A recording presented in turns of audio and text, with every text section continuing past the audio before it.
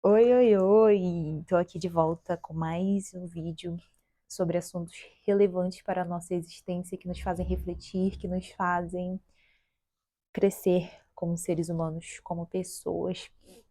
E antes de começar o vídeo, eu tava lembrando aqui de uma vez que eu tava nas minhas andanças pela internet, né? E aí eu acompanhava uma moça que oferecia lá uns serviços. E aí eu lembro que uma pessoa foi e perguntou para ela indicações de livros.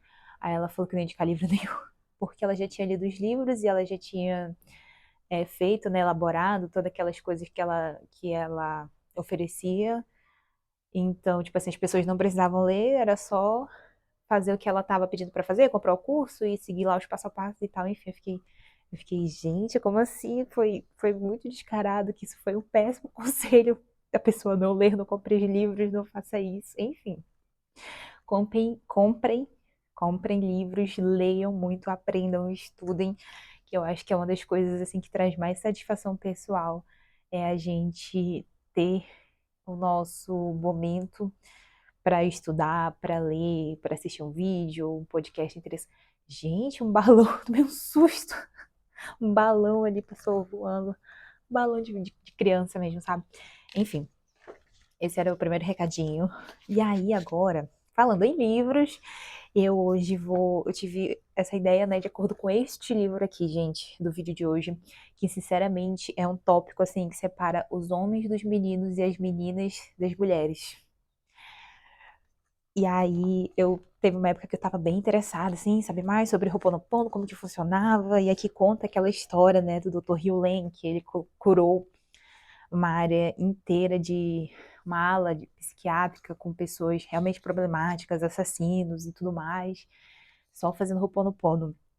E obviamente que essa história me intrigou muito, eu fui atrás e aí eu descobri esse livro aqui, que foi o Joe Vitale, que fez em parceria com o Dr. Hugh Lane. E aí eu achava que eu ia ler outras coisas, assim, né? Aprender mais sobre o Ho'oponopono. Aprendi muito. Esse livro aqui realmente traz muitas informações sobre o Ho'oponopono. Só que eu saí com um tapa na cara, porque eu aprendi sobre autorresponsabilidade. Sabe quando as pessoas falam, ah, você tá no papel de vítima? Ninguém nunca acha que tá fazendo papel de vítima, para início de conversa. A pessoa claramente está fazendo papel de vítima e diz que sei lá, entendeu? Que não é a vítima, que ela tomou sim as rédeas da vida e tá no total papel de vítima. Mas aí, tudo bem, as pessoas falam, ah, você tá se fazendo de vítima e tudo mais, não sei o quê. Tá, mas e aí, o que que faz para então sair do papel de vítima e tomar providências na nossa vida? Esse livro é basicamente sobre isso.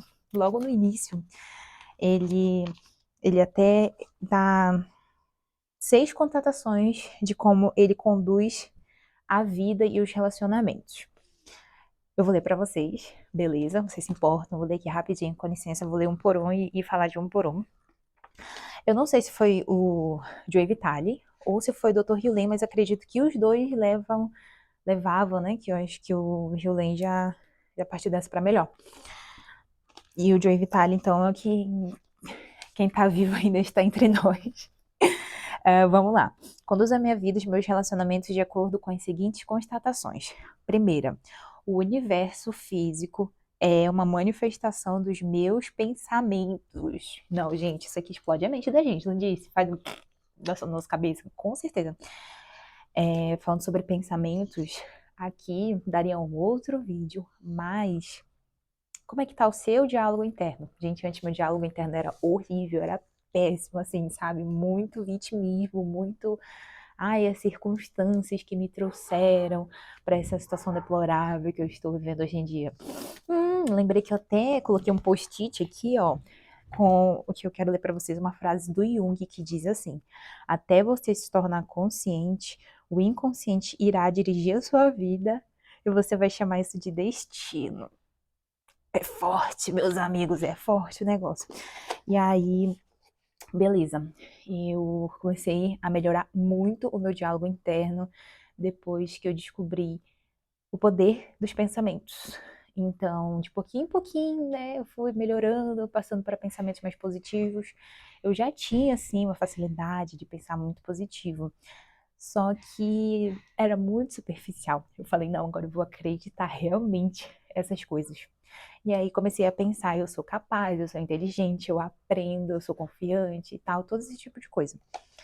E conforme o tempo foi passando, porque claro, é um processo gradual, a gente não vai dormir e acordar outra pessoa. A gente vai incorporando, né, a nossa nova personalidade, nosso novo jeito de ser, fazer, de lidar com as pessoas, de lidar com a gente, com as situações. É gradual, é um processo de dia após dia, sabe? Aquele trabalho de formiguinha. Mas aí quando você olha para trás, você pensa, caraca, eu não sou mais aquela pessoa. É outra coisa.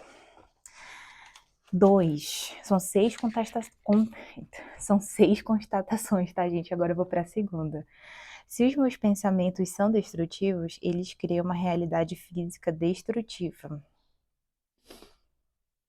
Eu não tenho nem o que falar, né? É basicamente o que eu acabei de falar.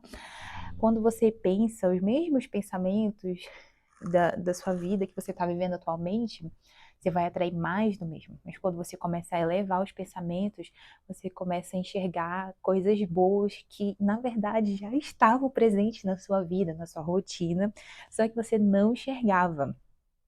Foi o que aconteceu comigo. Se os meus pensamentos são perfeitos, eles criam uma realidade física repleta de amor. Ele botou amor em caixa alta aqui, que quer dizer aquele amor divino, não é amor romântico, né? De tipo homem, mulher, mãe, filho, parente, enfim. É um amor divino, é um amor que está além da nossa compreensão ainda. É um amor que faz tudo dar certo sempre, a vida tem as sincronicidades perfeitas. Então, quando a gente pensa positivo, é como se a gente estivesse acessando aquela fonte, como se a gente estivesse acessando Deus, porque Deus está sempre disponível para a gente nesse exato momento agora, por exemplo. Sou 100%, agora que chega, agora tá chegando a parte boa.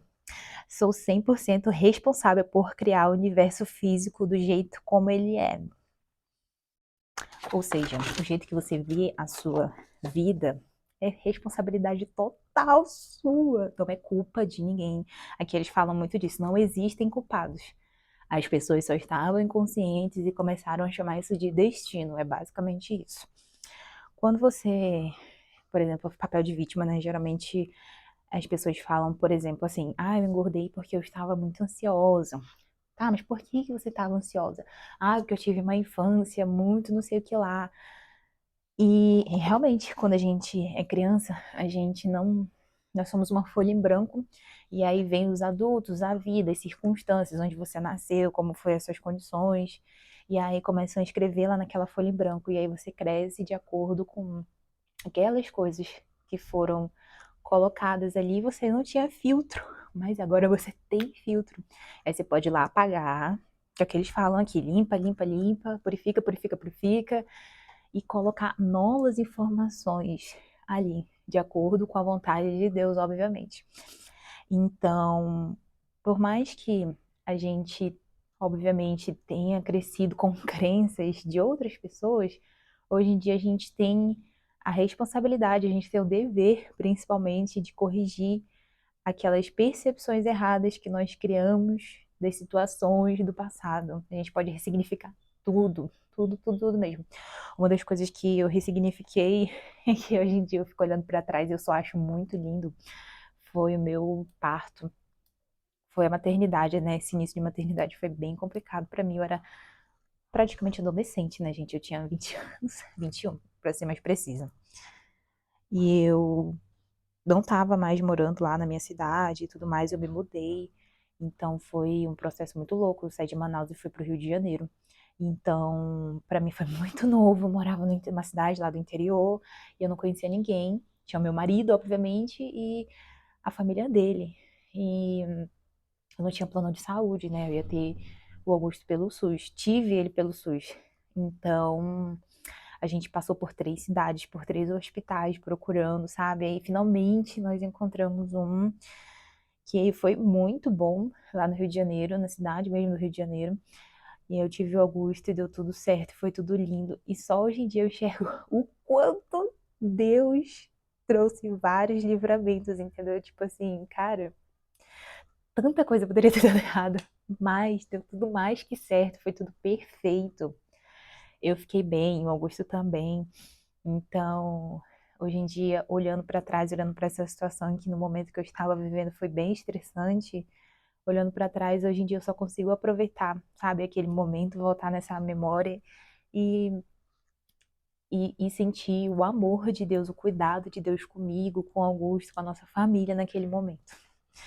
Acabou sendo um breve relato aí, mas fica como um exemplo, né? A gente fazer autoanálises das coisas que aconteceram com a gente e entender que muitas das coisas que aconteceram com a gente foram outras pessoas, obviamente, né? Que acabaram colocando a gente naquela situação, até porque às vezes a gente não tem escolha.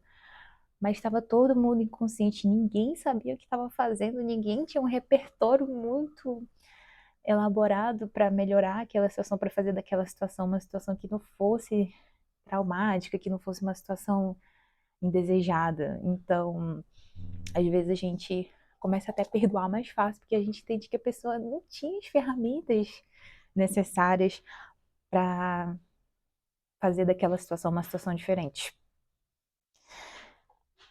5. Sou 100% responsável por corrigir os pensamentos destrutivos que criam uma realidade enferma. Eu acabei falando, né, já que a gente tem o dever, a responsabilidade de tomar as rédeas da nossa vida, a gente, pela gente mesmo. E por mais que, sei lá, outras pessoas não sigam o mesmo caminho, a gente pode fazer do nosso mundo, nosso mundinho pessoal, um mundo ter uma percepção saudável, uma percepção positiva das coisas que estão acontecendo.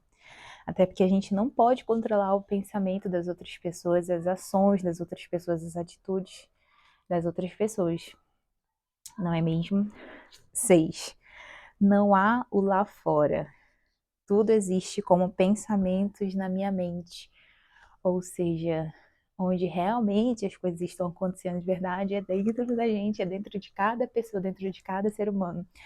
Parando para pensar, se você pensa, nossa, mas, por exemplo, a raiva ela não existe fora da gente, a raiva existe dentro da gente, né? Os nossos sentimentos, as nossas emoções, o nosso cérebro mandando adrenalina e cortisol e não sei o quê, existe dentro da gente. Então é dentro da gente que a gente trabalha. Primeiro, tudo começa no interno.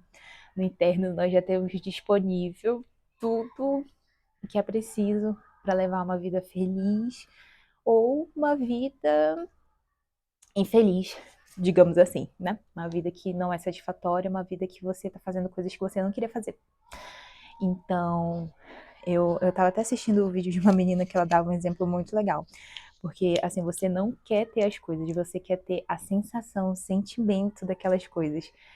E a gente já tem todos os sentimentos disponíveis pra gente sentir agora mesmo. A gente pode sentir gratidão, a gente pode sentir alegria, amor, sabe? Esses sentimentos bons que vão deixar a gente tranquilo, tranquila. Então, a, aqui e agora, que é a realidade, não existe uma realidade fora da gente, sabe? Se é que existe, assim, o mundo material, o mundo 3D, ele é um reflexo e sempre vai ser um reflexo do nosso mundo interior. Então, nesse livro aqui, o Dr. Hewlett sempre fala, tem até um cenário aqui que ele conta que ele estava explicando para duas mulheres, ai, uma mosca, desculpa, gente, devaneios. Vocês sabem, né? Volta e meia rola devaneios por aqui. Ele conta que ele estava explicando e elas não entenderam o Ho'oponopono. E aí ele ficou olhando assim para elas e ficou tipo pensando, caraca, a incompreensão delas com o Ho'oponopono reflete a minha incompreensão. E olha que ele deu muitas palestras, que ele era expert em Ho'oponopono, mas ainda assim, ele, quando passava uma situação, ele nunca jogava a culpa nas outras pessoas. Ele sempre parava e refletia quando acontecia alguma coisa, ele sabia que aquilo estava acontecendo dentro dele mesmo, que era só um reflexo. Aqui comigo, eu reparo muito isso com Augusto, com meu filho. Gente, pensa no espelho, é o nosso filho, sabe? Eles fazem vir à tona tudo todos os nossos sentimentos, os melhores e os piores sentimentos.